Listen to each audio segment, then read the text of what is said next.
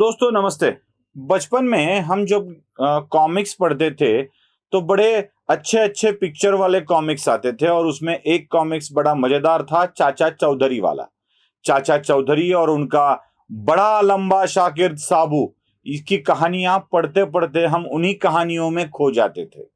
तब इतनी टीवी पे कार्टून्स भी नहीं आते थे, सीरियल भी नहीं होते थे, तब चाचा चौधरी और साबू के कॉमिक्स बहुत पसंद आते थे। तब से चाचा चौधरी दिमाग में बैठे हुए हैं।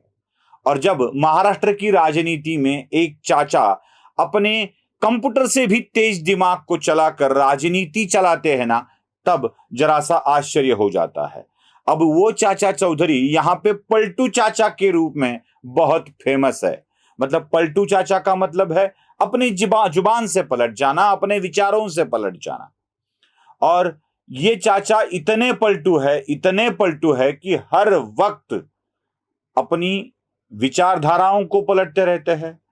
कभी भी अपने विचारों पर वो कायम हमें दिखाई नहीं देते हैं। अब मैं किस चाचा की बात कर रहा हूं ये तो आप समझ ही गए होंगे। कभी ये चाचा वीर सावरकर को बहुत ही अच्छा मानते थे, स्वातंत्र्य वीर मानते थे। कभी दिन बदलने के बाद उनको सावरकर स्वातंत्र्य वीर की जगह माफी वीर दिखाई देने लगे। कभी यही चाचा महाराष्ट्र के नामे इतिहास तज्ञ हुआ करते थे, बाबा साहब पुरंदरे शिवशाहीर जिनका नाम था, उनको कभी अच्छा बोलते थे तो कभी उनको गाली देने लगे हैं। चाचा पलटू ही है। अब पलटू चाचा की ये पूरी विरासत संभाल ली है उनके भतीजे ने। चाचा भी पलटू, भतीजा भी पलटू। अपने विचारों पर कायम न रहना ये इनकी खासियत है। अब विचार भी ये कब व्यक्त करते हैं? जब इनका फायदा होता है। मतलब जैसे जैसे फायदा वैसे वैसे इनके विचार प्रकट होते हुए हमें दिखाई देते हैं। मतलब साफ है दोस्तों, जो भी ये बात करते हैं उन्हीं के फायदे के लिए करते हैं, बाकी कोई हेतु उसमें नहीं होता है। अब पलटू चाचा के पलटू भतीजे ने महाराष्ट्र की विधानसभा में यह कह दिया कि छत्रपति संभाजी महाराज स्वराज्य रक्षक संभाजी महाराज थे, धर्मवीर नहीं। उनको धर्मवीर न कहा जाए।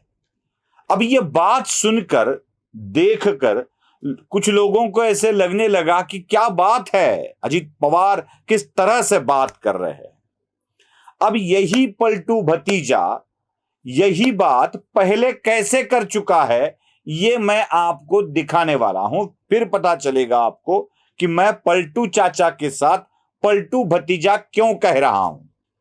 अभी देख लीजिए पलटू भतीजे का ये ट्वीट, जिसमें उन्होंने छत्रपति संभाजी महाराज की प्रतिमा देकर कुछ बनवाया है और वो ट्वीट किया है।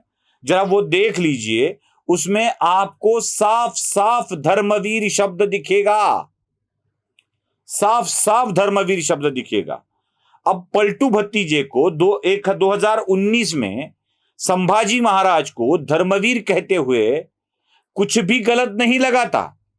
लेकिन अब 2022 में जब इनकी सत्ता नहीं रही है तो कुछ ना कुछ तो चाहिए ना। बस जयंती और पुण्यतिथि दोनों दिन पर इन्होंने संभाजी महाराज के लिए धर्मवीर उपाधि लगा दी है।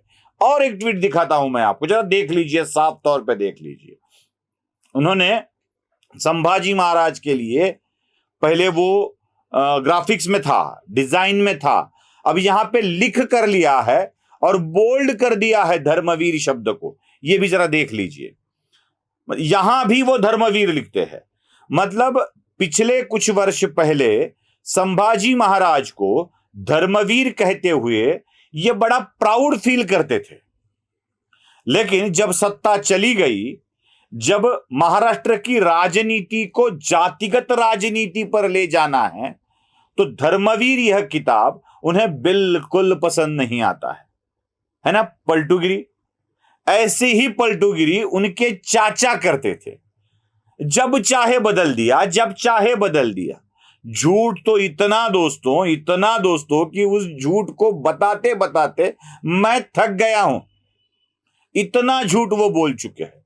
झूठ बोलते हैं, पलटूगिरी करते हैं, अपनी ही जुबान से पलटते हैं। जिसे अच्छा कहते हैं उसे बुरा कहने लगते हैं, जिसे बुरा कहते थे उसे अच्छा कहने लगते हैं। ये इन्हीं की खासियत है। इसीलिए अब पलटू चाचा की विरासत लेके ये साबू भतीजा पलटू चाचा की तरह ही अब पलटू भतीजा बन गया है। तो दोनों का साथ एक दूसरे को अभी आराम से मिल रहा है। दोनों मिलके महाराष्ट्र की राजनीति को पलटना चाहते हैं, लेकिन शायद ही उनके ख्वाब पूरे होंगे।